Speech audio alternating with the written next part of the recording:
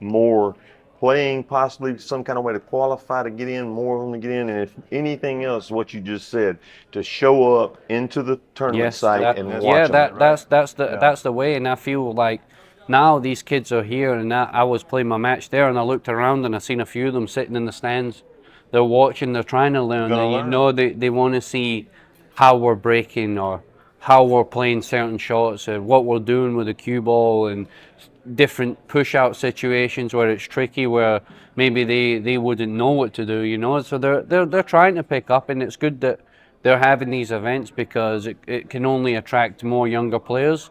And who's to say that one kid might go home and, hey, what'd you do last week? Oh, was at the junior event at the International Open. Check this video out, And then one kid says, oh, I might want to play pool, So you have to keep pushing that as much as possible. And I love helping junior players. I did the Super Billiards Expo. I had my own booth there, and every day I had juniors in there playing on the table, play with them. Give them that experience playing with top players. That's all you can do is give them motivation and try and help them grow. No doubt. Let me ask you a question. Excuse me. So, what do you think is wrong with pocket billiards today, if anything? Um, I don't know. It seems like pool now. I feel like pool's getting a lot more. It's getting a lot more bigger. We're having a lot more tournaments. I think, like we're talking about, I think getting these junior players involved, it might bring bigger people into outside sponsors, seeing that we're trying to bring the younger generation up to, and I think having that around might push it a little bit. If it gets on TV and people start seeing, junior players at these events with the pro players and stuff like that, it could get bigger, we could get bigger sponsors. I think pool's still stuck a little bit behind. I don't know for what reason. Is it the gambling reason? Is it the being in the pool room all the time, stuck indoors all the time? I really don't know. I feel like pool has gotten better over the last couple of years. There's way more big tournaments now. There's a lot more players playing. There's a lot more better players playing now, younger, hungry. And I just feel like it might take someone from outside who's not involved in pool to just see something, and come in and put a little bit of money into the game. And that's all it takes. It takes one person. It takes one big sponsor to do it. If one big sponsor comes in and other people see it, then that's all it takes to blow it up. But we're still looking for that thing to take pool to the next level, like the big next, the big step. I watched ESPN and I see tag and cornhole on there. Like I don't understand it. I just don't get it. I don't get it. I'm watching guys running around playing tag, and I'm like, 5 years ago I was watching pool on here. What happened to that? Where did that go? Yeah. I'm watching two guys tapping each other's bums. It You know what I mean? makes no sense. Like, come on. And then I see the prize money and it's like 100K to the winner. I'm like, what is going on in Yeah, this this world? guy as good as you playing, Yeah, it's unreal. I'm sat at home. I'm thinking this guy's just tapped that guy and he's won 100,000. Why? What's going on? What's going on? Well, it just seems like something's not grabbing the right thing to really blow up. And we have Matchroom Sport, who does the Moscone Cup and does all the big events and that. They're trying to push it as hard as possible. They're really pushing it as much as they can. But we need someone from outside who's not involved in pool at all. We need a big company. Even if it's a watch companies or car companies or something that is somebody who is willing to, lose a couple of million. That's not going to make any difference to them. Right. Right. That's what it's going to take. And I feel like the more the players have to sell it a little bit more too. Yeah. It's all right going to events, but you really need to try and push your social medias and just express everything about pool when you get a chance. Talk well about it. Well, I know this. Being here to be able to interview you is you've been one heck of a interview for us. You can tell the way you handle yourself. You're amazing, Kat. I can just tell you that. I can see it right out of you. Let me ask this: what is your goals in the next 5 to 10 years? Would you set a goal of any sort? Do you set goals for yourself? Where do you see yourself 5 to 10 years from now? Well, I'm hoping to hit the Powerball next couple of days. That's like Would you 1.5. keep playing pool if you did? I tell you what I'd do if I won the lottery. I would turn pool into, we'd have the biggest pro tour and it'd be on a 5x10 table. I would change it. I would 5 by change 10. 5x10. I think that's what That's the a better pros. game. I think that's what the pros deserve, to play on a tougher table, nice and snug pockets, 4-inch. You know, let's really see Who the can play? let's see the big dogs come out, So right? we would call that the Jason Shaw Open. Yeah, would- you I know, would- I no, but would- there's a lot of players that play well on that. Like Fedor Ghosh yesterday, he won the Bigfoot. Yeah, I watched and him he, play, yeah. his TPA score for the full week was 970. For the week? Yeah, for the week, every match he was not over 960, 970 every match. I think he made in 4 matches. I think he made 2 mistakes, 1, 3 mistakes, and I don't even think he missed. I think it was a bad safety. But yeah, I think in 5 to 10 years, obviously, my next goal is I want to win the World Nine Championship, and I just want to try and win as many tournaments as possible, and just make a big legacy, and people will always remember who I am. And yeah, just want to do the best I can and win as many events as possible.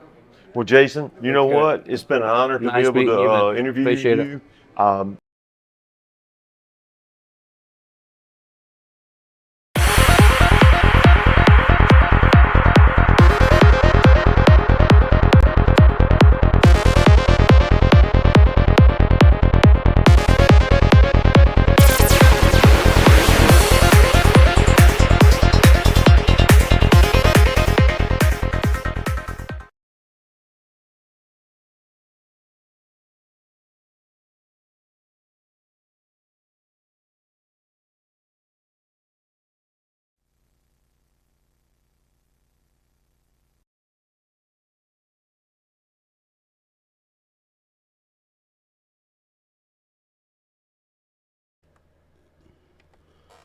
All right, welcome to Action Room Streaming. We got another good match tonight with, Jose.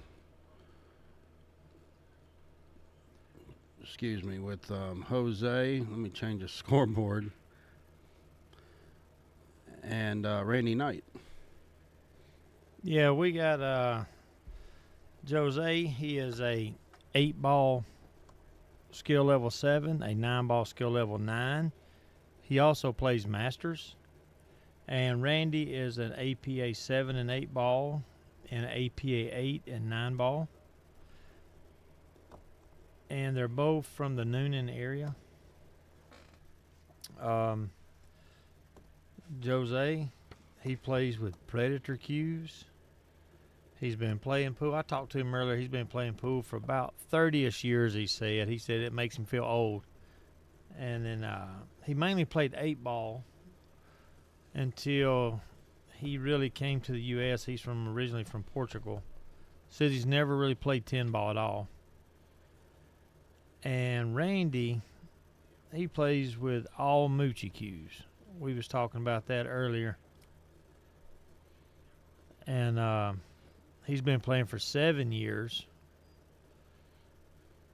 And he said he plays a lot of rotation. He don't really play much 8-ball. So this ought to be a pretty good match.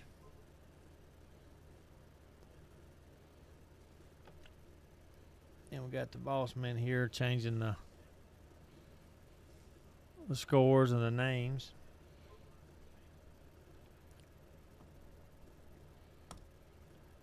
So this ought to be a pretty close match here, because neither one of them say they played much 10-ball. And it is a race to 15.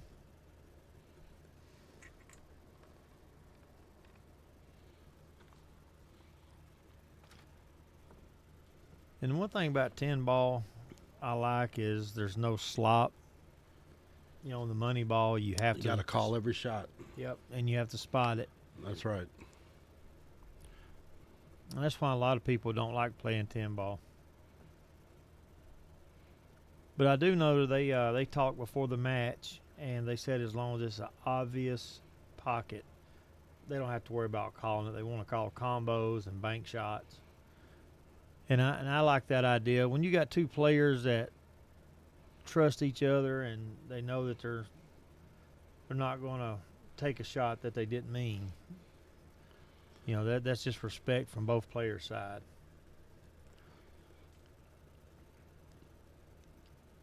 Yeah, right here. I mean, Randy, he's got it no trouble.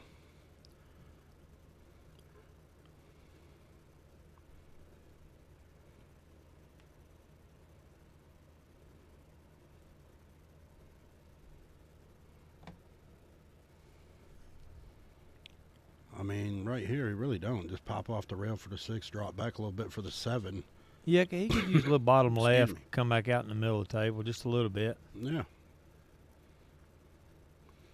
Just like that. A little too far right there, but he should be okay. Even here, I mean, you just take what the table gives you right here. Really, just kind of come off that rail back toward the middle. Still cut the 8 in. Oh, yeah, you got 3/4 of the table to be able to play a shot on the 8. Yeah.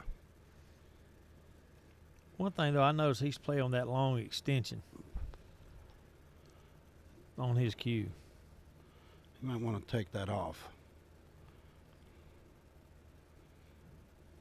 Oh, a little bump right there got him. Yeah, see, I didn't like that bottom.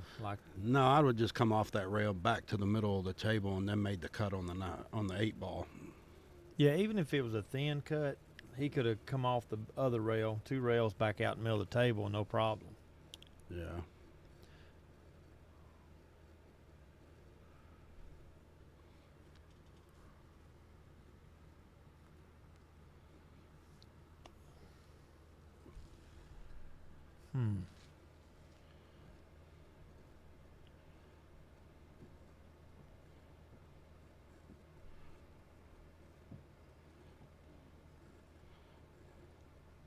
Well, looks like we're having some.